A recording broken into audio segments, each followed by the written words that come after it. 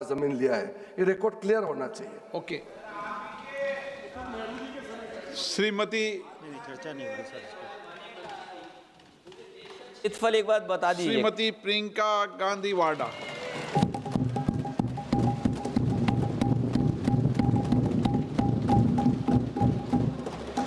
आदरणीय अध्यक्ष महोदय, मैं आपको धन्यवाद देना चाहती हूं कि इस महत्वपूर्ण मुद्दे पर आपने मुझे बोलने का मौका दिया। ये अलग बात है कि सत्ता पक्ष के लोग सब मेरे बोलने से पहले ही भाग गए। आइए आइए, आपको देख के मैं खुश थी कि आप वापस आ गए। सबसे पहले मैं उन सैनिकों, उन जवानों, उन अफसरों को नमन करना चाहती हूँ जो हमारे देश के रेगिस्तानों में, हमारे देश के घने जंगलों में, बर्फीले पहाड़ियों पे हमारी देश की रक्षा करते हैं, जो हर पल देश के लिए अपनी जान देने के लिए तैयार रहते हैं। 1948 से लेकर अब तक, जब से पाकिस्तानी रेडर्स ने कश्मीर पे हमला किया, तब से लेकर अब तक हमारे देश की अखंडता की रक्षा करने में उनका बड़ा योगदान है। हमारी आज़ादी अहिंसा के आंदोलन से हासिल हुई, लेकिन जैसे मैंने कहा, उसको कायम रखने के लिए हमारी सेना का बहुत बड़ा योगदान है। अध्यक्ष महोदय, कल मैं सदन में बैठी हुई सबके भाषण सुन रही थी। आदरणीय रक्षा मंत्री महोदय ने बोला, सत्ता पक्ष के कई मंत्रियों ने बोला। 1 घंटे का रक्षा मंत्री जी का लंबा भाषण था। सुनते सुनते एक बात मुझे बहुत खटक रही थी। उसके बाद जब दूसरे भाषण भी सुने आपके सत्ता पक्ष के, तब भी ये बात बार बार मेरे मन में आ रही थी कि सारी बातें कर ली, ऑपरेशन सिंदूर की बात कर ली, आतंकवाद की बात कर ली, देश की रक्षा की बात कर ली, इतिहास का पाठ भी पढ़ा दिया, लेकिन एक बात छूट गई। उस दिन 22 अप्रैल 2025 को जब 26 देशवासियों को अपने परिवार के सदस्यों के सामने खुलेआम मारा गया, तो ये हमला कैसे हुआ, क्यों हुआ?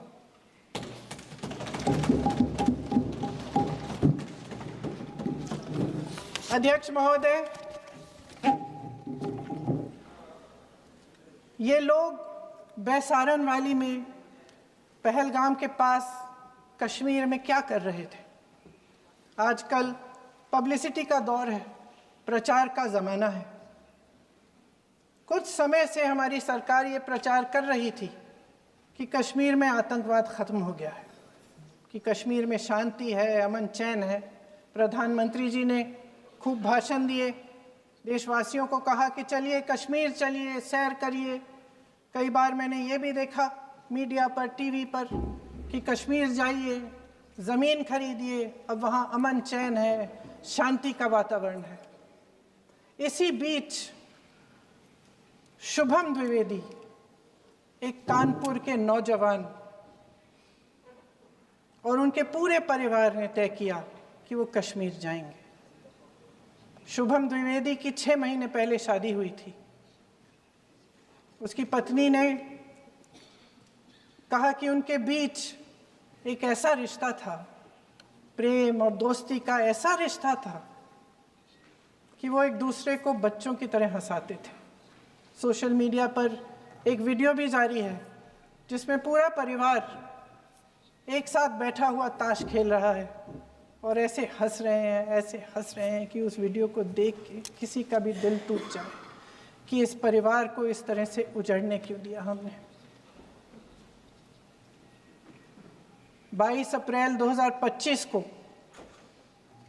बैसारन वैली में मौसम का मिजाज अच्छा था। जैसे हर रोज़ लगातार 1000 से 1500 लोग वहाँ पहुँचते थे, उसी तरह से उस दिन भी तमाम पर्यटक वहाँ पहुँचे। वहाँ का रास्ता आसान नहीं है अध्यक्ष महोदय जी, जंगल से जाना पड़ता है, पहाड़ों के बीच जाना पड़ता है, घोड़े से जाना पड़ता है। ये परिवार वहाँ पहुँचे, मौसम सुहाना था, उनके बच्चे ट्रैम्पोलिन पे खेल रहे थे, कोई जिपलाइन कर रहा था, कोई चाय पी रहा था, तो कोई कश्मीर की सुंदर वादियों की ठंडी हवा का मज़ा ले रहा था। शुभम अपनी पत्नी के साथ एक स्टॉल पे खड़े थे। तभी अचानक 4 आतंकवादी जंगल में से निकलते हैं और शुभम को वहीं अपनी पत्नी के सामने मार डालते हैं। उसके बाद वे वहाँ से पूरे वैली में 1 घंटे के लिए लोगों को चुन चुन कर मारते हैं। किसी के पति को अपनी पत्नी के आंखों के सामने, किसी के पिता को अपने बेटे के सामने, चुन चुन कर 26 लोगों को मार डालते हैं। शुभम की पत्नी घबराकर वहां से भागने की कोशिश करती है, अपनी जान बचाने के लिए जंगल की तरफ दौड़ती है। वहां पता चलता है कि तमाम लोग जंगल की तरफ दौड़े हैं और अपनी जान बचाने की कोशिश कर रहे हैं। कोई अपने बेटे का हाथ पकड़ के पहाड़ों पर घसीटता हुआ जा रहा है, कोई कश्मीरी घोड़े वालों और गाइडों की मदद लेते हुए चले जा रहा है। कोई रास्ता नहीं है, कोई तरीका नहीं है, लेकिन किसी न किसी तरह से शुभम की पत्नी के शब्दों में किसी ऐसी शक्ति ने हमको बचा कर रखा कि हमें किसी न किसी तरह से हम अकेले नीचे पहुंचे। और मैं उनके लफ्ज पढ़ना चाहती हूं,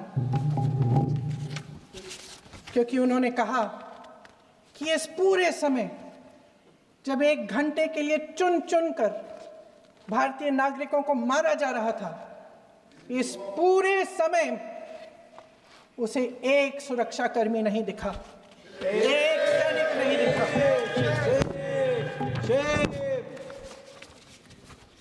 शुभम की पत्नी ने कहा, कोट, मैंने अपनी दुनिया को खत्म होते हुए देखा। अपनी आंखों के सामने एक सिक्योरिटी गार्ड नहीं था। मैं ये कह सकती हूं कि देश ने, सरकार ने हमें वहां पे अनाथ छोड़ दिया था। सिक्योरिटी क्यों नहीं थी वहां? वहां पे एक सैनिक क्यों नहीं दिखा? क्या सरकार को मालूम नहीं था कि यहां रोज 1000 से 1500 पर्यटक जाते हैं? क्या सरकार को मालूम नहीं था कि यहाँ के पहुंचने के लिए जंगल के रास्ते से जाना पड़ता है? अगर कुछ हो जाएगा तो लोग वहां से निकल नहीं पाएंगे। एक चिकित्सा का इंतजाम नहीं था, फर्स्ट एड का इंतजाम नहीं था, कोई इंतजाम नहीं था, ना सुरक्षा का ना फर्स्ट एड का। इन लोगों को भगवान भरोसे छोड़ दिया गया। ये लोग वहां पे इस सरकार के भरोसे गए और इस सरकार ने उन्हें भगवान भरोसे छोड़ दिया।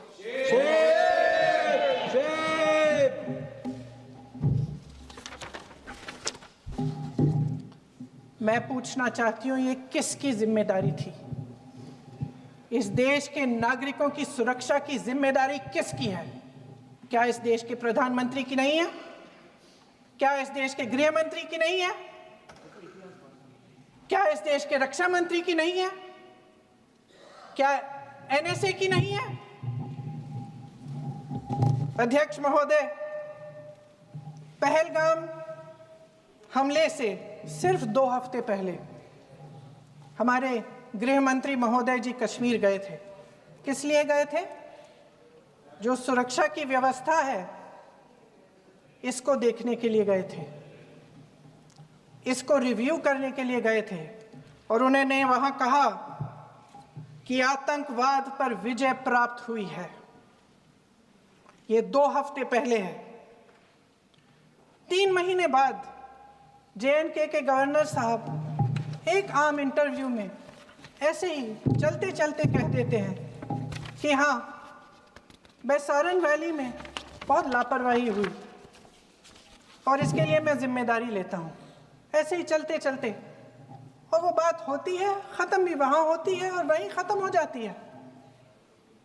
उनसे जिम्मेदारी ली भी नहीं जाती, कोई सवाल नहीं उठाता, कोई जवाब नहीं देता। अध्यक्ष महोदय, उस हमले की जिम्मेदारी एक आतंकवादी गुट जिसका नाम TRF है थोड़े दिनों बाद लेती है। कौन है ये TRF? 2019 में ये गुट बना। 2020 में इसने कश्मीर में आतंकवाद का काम शुरू कर दिया और 2020 अप्रैल 2020 से लेकर 22 अप्रैल 2025 तक इन्होंने 25 आतंकवादी हमले किए। गृह मंत्री महोदय ने जब यूपीए सरकार के समय के आतंकवादी हमले गिने तो लगभग 25 गिनवाए थे अभी अपने भाषण में। इस गुट ने कश्मीर में 25 हमले 2020 और 2025 के अंदर एक पूरी लिस्ट है इन हमलों की। मेरे पास इतना समय नहीं है इसलिए मैं एक एक को नहीं पढ़ना चाहती, लेकिन मैं इतना कहूंगी कि इनमें रियासी का हमला भी था 2024 का, जिसमें 9 लोग मारे गए और 41 लोग घायल हुए। कुल मिलाकर 2020 से लेकर 22 अप्रैल 2025 तक TRF ने 41 सेना और सुरक्षा कर्मियों की हत्या की, 27 सिविलियन की हत्या की और 54 लोगों को घायल किया था। भारत सरकार ने TRF को आतंकवादी संगठन का दर्जा कब दिया? 2020 में दिया, 2021 में दिया, 2022 में दिया, 2023 में दिया। 3 साल बाद, 3 सालों के लिए ये आतंकवादी गतिविधियां कर रहे हैं और आप इनको आतंकवादी संगठन तब कहते हैं 2023 में। इसकी क्या वजह थी? ये सब सरकार के संज्ञान में था और आप मुझे बताना चाहते हैं, सत्ता पक्ष के नेता बताना चाहते हैं कि ये सब आपके संज्ञान में था, लेकिन कोई भी एक ऐसी एजेंसी नहीं है हमारी सरकार की जिसको पता चला कि ऐसा हमला, ऐसा भयानक हमला होने जा रहा है हमारे देश में, कि पाकिस्तान में बैठे हुए इस हमले की योजना बन रही है कि हम भारत जाके हैवानियत करेंगे, 26 लोगों को मार डालेंगे और हमें पता ही नहीं है। क्या ये हमारी एजेंसियों की विफलता है कि नहीं है? ये बहुत बड़ी विफलता है, एक बहुत बड़ी विफलता है। जानते थे कि ये गुट है, जानते थे कि 5 सालों से ये आतंकवादी हमले कर रहा है, अध्यापकों को मारा, आर्मी के बड़े बड़े अफसरों को मारा, आम जनता को मार डाला, पुलिस वालों को मार डाला, और आप इन पे निगरानी नहीं रख रहे थे।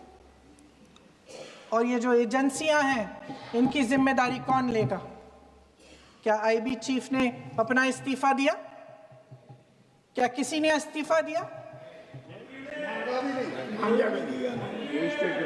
गृह मंत्री जी के कार्य क्षेत्र में आता है इंटेलिजेंस ब्यूरो। क्या गृह मंत्री जी ने इस्तीफा दिया?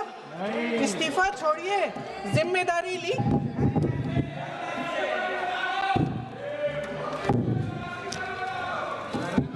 साहब देखिए, इतिहास की बात आप करिए, मैं वर्तमान की बात करना चाहती हूँ। आपको तो एक बहाना चाहिए, आपको तो एक बहाना चाहिए। पूरे परिवार का नाम गिनवा देते हैं। अरे अपनी जिम्मेदारी खुद लीजिए। 11 सालों के लिए तो सत्ता में आप हैं। नेहरू को छोड़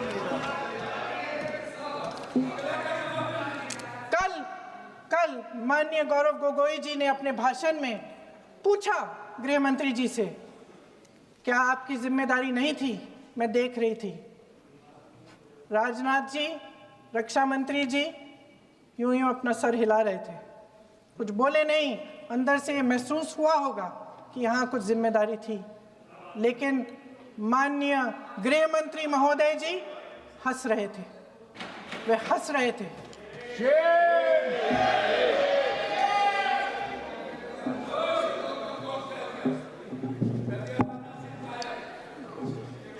अध्यक्ष महोदय, कल सत्ता पक्ष और आज भी सत्ता पक्ष के नेताओं ने 2008 के मुंबई के हमलों का जिक्र किया, बार बार कहा कि मनमोहन सिंह जी की सरकार ने कुछ नहीं किया। ये तो जानकारी होगी ना कि उसी समय जब वो आतंकवादी हमला चल रहा था तभी उन आतंकवादियों को मार डाला था, एक बचा था और उसको भी फांसी दे दी थी 2012 में। महाराष्ट्र के मुख्यमंत्री ने इस्तीफा दिया, देश के गृह मंत्री ने जिम्मेदारी लेकर इस्तीफा दिया। एक जवाबदेही थी पब्लिक के प्रति, एक जवाबदेही थी इस देश की जनता के प्रति, इस देश की धरती के प्रति।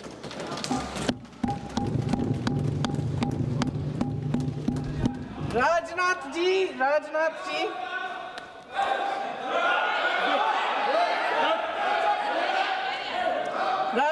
जी तो पुलवामा, उरी और पठानकोट के समय गृह मंत्री रहे थे।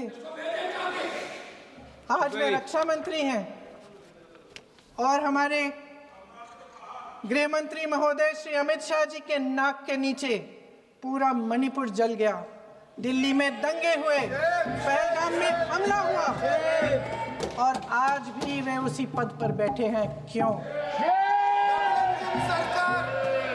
अध्यक्ष महोदय, बमबारी से अखबारों के हेडलाइन बनते हैं, मगर कहानी सुरक्षा में की चूक में भी है। आज देश खोखले भाषण नहीं सुनना चाहता, देश जवाब चाहता है, तसल्ली चाहता है कि सच उससे छिपाया नहीं जाएगा। देश जानना चाहता है कि उस दिन अप्रैल 22, 2025 को क्या हुआ और क्यों हुआ। आप तो खुद अपनी पीठ थपथपाने में लगे रहते हैं। सेना, देश, संसद से सच छुपाते हैं। ऑपरेशन सिंदूर जब शुरू हुआ, हम सब ने समर्थन किया, सब एकजुट होकर खड़े हो गए इस देश के लिए। दोबारा होगा, दोबारा खड़े हो जाएंगे। अगर हमारे देश पे हमला होता है तो यहाँ इस सदन में किसी भी पार्टी का हो, कोई भी हो, सब आपका समर्थन करेंगे। और हमें अपनी सेना पर गर्व है कि उन्होंने इस बार भी दृढ़ता से लड़ाई लड़ी, धैर्य से लड़ाई लड़ी, वीरता से लड़ाई लड़ी। लेकिन इस ऑपरेशन का सिंदूर का क्रेडिट, उसका श्रेय तो हमारे प्रधानमंत्री जी चाहते हैं। सही भी है, ठीक है, सही है, श्रेय ले। ओलंपिक्स में हमारा मेडल आता है, उसका भी श्रेय लेते हैं, लेकिन सिर्फ श्रेय लेने से नहीं होता नेतृत्व, जिम्मेदारी भी लेनी पड़ती है।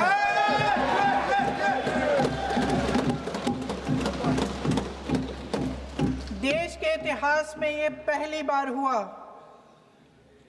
देश के इतिहास में ये पहली बार हुआ कि जंग होते होते ही रुक गई है जी। और इस रुकावट का ऐलान हमारी सरकार, हमारी सेना नहीं करती, अमेरिका के प्रेसिडेंट करते हैं, अमेरिका के राष्ट्रपति करते हैं। ये हमारे प्रधानमंत्री महोदय की गैर जिम्मेदारी का सबसे बड़ा प्रतीक है। आज गृह मंत्री जी ने इस बात पर उल्लेख किया। उन्होंने कहा, उनके शब्दों में उन्होंने कहा कि पाकिस्तान के पास शरण में आने के बजाय कोई चारा ही नहीं था। आपने शरण दिया क्यों? वो आते हैं आपके देश के अंदर, लोगों को मार डालते हैं और आप उनको शरण दे रहे हैं। क्यों दिया शरण? इसका जवाब क्यों नहीं दिया है एक भी भाषण में? जैसे ये बात उठी, शरण की बात की, हमारे गृह मंत्री जी ने इतिहास में चले गए। नेहरू ने क्या किया, इंदिरा गांधी ने क्या किया, यहां तक कि मेरी मां के आंसुओं तक चले गए। लेकिन इस सवाल का जवाब नहीं दिया कि ये सीज फायर हुआ क्यों, ये जंग रुका क्यों, और तब क्यों रुका जब दुश्मन के पास कोई चारा नहीं था हमारे श्रेय में आने के बजाय। क्यों रुका ये जंग, इसका जवाब नहीं दिया। धन्यवाद। आप देंगे?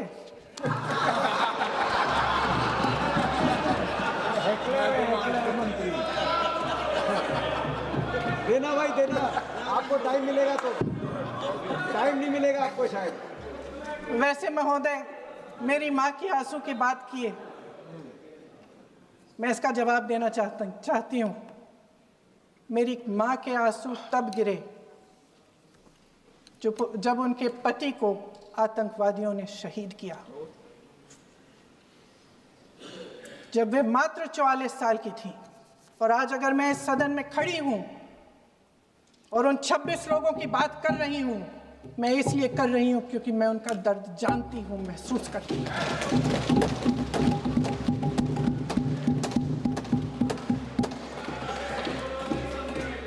अध्यक्ष महोदय, मैंने कहा कि देश का नेतृत्व सिर्फ उपलब्धियों का श्रेय लेने से मजबूत नहीं होता। सफलता और विफलता दोनों की जिम्मेदारी लेने से बुलंद होता है। ये सोने का ताज नहीं है, कांटों का ताज है। अध्यक्ष महोदय, जब सरकार झूठी और कायर हो तो वे बहादुर से बहादुर सेना के साहस और पराक्रम को भी कमजोर कर देती है। देश को प्रतिशोध के साथ साथ सबके प्राणों की रक्षा का प्रण चाहिए। सेना की शक्ति के साथ सरकार की सच्चाई भी चाहिए। महान देशभक्त शहीद इंदिरा गांधी जी, जिन्होंने सफल कूटनीति के बल पर अमेरिका के राष्ट्रपति निक्सन का मुकाबला करके पाकिस्तान का विभाजन करवाया, बांग्लादेश बनाया, 1 लाख पाकिस्तानी सैनिकों को आत्मसमर्पण करने पर मजबूर किया, उन्होंने कभी इसका श्रेय लेने की कोशिश नहीं की। ऑपरेशन सिंदूर का मकसद अगर पाकिस्तान को सबक सिखाना था तो शायद ये मकसद अभी अधूरा है, क्योंकि हमारी कूटनीति विफल रही है। इसका प्रमाण यही है कि ऑपरेशन सिंदूर के बाद एक पाकिस्तानी जनरल, जिसके हाथ खून से रंगे थे, अमेरिका के राष्ट्रपति के साथ बैठकर लंच खा रहे थे। अगर ऑपरेशन सिंदूर का मकसद आतंकवाद को खत्म करने का था तो पाकिस्तान को संयुक्त राष्ट्र के आतंकवाद विरोधी समिति का अध्यक्ष चुने जाने से इस मकसद को धक्का लगा है। इसकी जिम्मेदारी कौन लेगा? क्या हमारे प्रधानमंत्री लेंगे? क्या उनमें ये हिम्मत है? नहीं है। अगर इस ऑपरेशन के दौरान हमारे जहाजों का नुकसान नहीं हुआ तो सदन में इसे साफ साफ कहने से क्या डर है? क्यों नहीं कहा है? कल भी रक्षा मंत्री जी ने कहा कि हमारे इंफ्रास्ट्रक्चर का नुकसान नहीं हुआ, तो जहाजों के बारे में भी बता दें, साफ साफ बता दें, क्या हर्ज है? सच्चाई तो है। सवालों से बचने के लिए ये सरकार हमेशा प्रयास करती है। इसकी राजनीतिक कायरता बेमिसाल है। देशवासियों के प्रति जवाबदेही का एहसास ही नहीं है। सच्चाई ये है कि इनके दिल में जनता के लिए कोई जगह नहीं है। सब राजनीति है, सब पीआर है, सब प्रचार है, सब पब्लिसिटी है। देश की जनता के लिए आपके हृदय में कुछ नहीं रहा। बहुत समय हो गया है आप इस प्रचार में ही लिप्त हैं, जनता को देख नहीं पा रहे हैं। जी माननीय, जो पहलगाम में हुआ, खत्म करती हूँ, जो पहलगाम में हुआ उससे हर एक देशवासी के दिल पे चोट पहुंची है। हिमांशी नारवाल की गुहार ने हम सबको शर्मिंदा किया है। इसीलिए मैं आज यहाँ खड़े हुए एक आखिरी बात करना चाहती हूँ।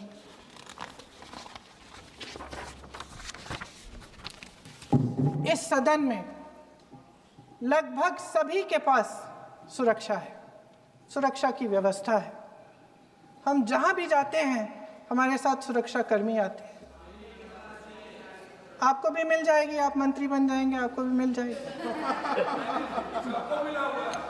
मैं मजाक की बात नहीं कर रही हूँ, मैं मजाक की बात नहीं कर रही हूँ, थोड़ा सा धैर्य रखिए। उस दिन पहलगाम में 26 परिवार उजड़ गए। 26 लोगों को अपने परिवार के सदस्य के सामने मारा गया। 26 बेटे, पति, पिता गुजर गए। उनमें से 25 भारतीय थे। भारतीय थे।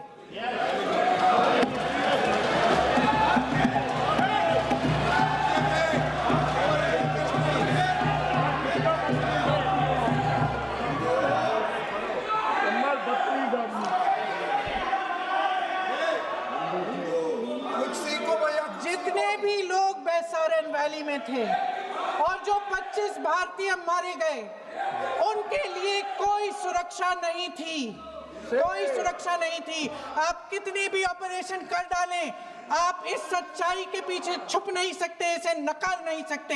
आपने उनको सुरक्षित नहीं किया। कोई शर्म नहीं है, कोई शर्म नहीं है, कोई शर्म नहीं है और ना कभी होगी। सुन लीजिए, सुबह भी मैं शिव मंत्र बोल के आई हूं। इनको क्या पता शिव मंत्र क्या है? शिव मंत्र खत्म कर लूं अपना भाषण। शिव मंत्र मैं एक बार उन 25 भारतीयों के मैं एक बार उन 25 भारतीयों के नाम इस सदन में पढ़ना चाहती हूं, ताकि यहां बैठे हर सदस्य को यह एहसास हो कि वे भी हमारी तरह इंसान थे, किसी राजनीतिक बिसात के मोहरे नहीं थे। वे भी इस देश के बेटे थे, वे भी इस देश के शहीद हैं। उनके परिजनों के प्रति हम सब की जवाबदेही बनती है। उन्हें सच्चाई जानने का हक है। समीर गुहा भारतीय, बिट्टन अधिकारी, मनीष रंजन, हेमंत सुहास जोशी, विनय नारवाल, सुशील नथनियल, अतुल श्रीकांत मोने, सैयद आदिल हुसैन शाह, चुवानी, रामचंद्रन, संजय लक्ष्मण लेले, दिनेश अग्रवाल, दिलीप दिल से, प्रशांत कुमार सतपति, JS चंद्रमौली। अब आप बोलिए, अब आराम से। JS चंद्रमौली, यतीश परमार, S मधुसूदन राव, सदस्य नारेबाजी का सदन नहीं है। शैलेश कलाटिया, ये तरीका ठीक नहीं है आपका। मंजुनाथ राव, कौस्तभ गनबोटे, शुभम द्विवेदी। जय हिंद।